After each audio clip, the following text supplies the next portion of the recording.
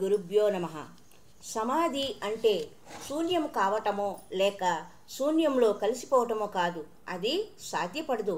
క్లేశోధికతరస్తేషా అవ్యక్తాసక్త చేతసాం అని భగవద్గీత భక్తి యోగం 12వ అధ్యాయము 5వ శ్లోకంలో చెప్పబడినది.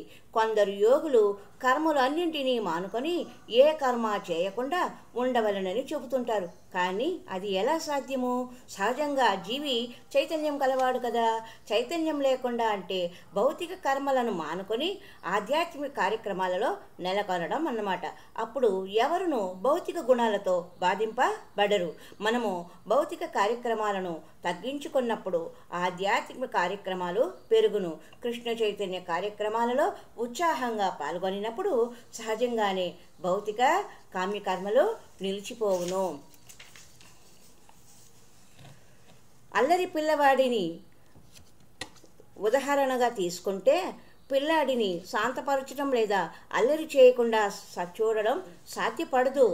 కాబట్టి అతనికి ఏదైనా ఆడుకొనుటకు లేదా బొమ్మలను చూసేందుకు ఇవ్వాలి. ఆ విధంగా ఒక పనిలో మునిగి స్థిరంగా ఒక చోట ఉండగలిగితే పిల్లాడు అల్లరి చేయకుండా ఉంటాడు. నిజంగా అల్లరి చేయకుండా చేసేందుకు పిల్లాడిని ఏదైనా కృష్ణ చైతన్య సేవలో వినియోగించాలి. అప్పుడు కృష్ణ చైతన్య అనుభూతి కారణంగా అతడు ఎలాంటి అల్లరి పనులను చేయడు. ఒకరు కృష్ణ చైతన్యంలో నెలకొని ఉండుటకు మొట్టమొదట నేను శ్రీకృష్ణునకు చెందినవాడను, నేను ఈ శరీరం కాదు అని గ్రహించాలి. నేను ఈ జాతికో లేక ఈ సమాజానికో చెందినవాడను కాను, కేవలం నేను శ్రీకృష్ణునికే సంబంధించిన వాడను. మనము భగవంతుని అంశలమని గుర్తించగలుగుటయే పరిపూర్ణ జ్ఞానం. ఇది ఏ స్థిరత్వము. శ్రీకృష్ణ భగవానుడు భగవద్గీత పురుషోత్తమ యోగమైన 15వ అధ్యాయంలో 7వ శ్లోకంలో చెప్పినట్లుగా, మమైవాంసో జీవలోకే, ఈ ప్రపంచములోని బద్ధ జీవులందరూ నా శాశ్వత అంశలు. దీనిని మనము అర్థం చేసుకున్నప్పుడు మనము భౌతిక కార్యకలాపాలు అన్నింటినీ నిలిపివేయగలము. దీనినే స్థిరత్వం అంటారు. ఆ స్థితిలో మనం పరమాత్మను పవిత్రమైన మనస్సుతో దర్శించి ఆత్మానందాన్ని పొందవచ్చును.